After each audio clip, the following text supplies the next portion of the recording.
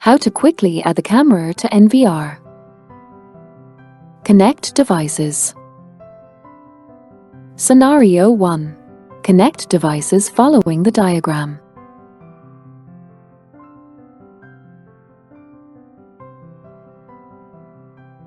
Power on the NVR. Scenario 2. Connect devices following the diagram.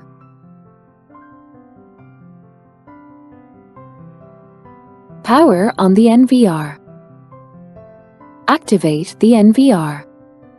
Select language, set time zone, set date and time. Click OK. Set the login password.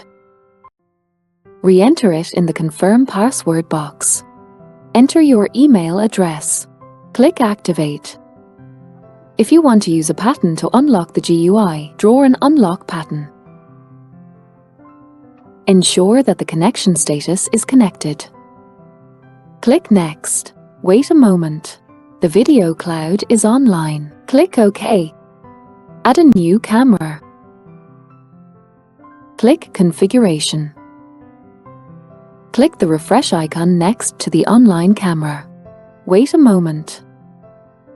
The camera will be automatically added to the Added Camera section.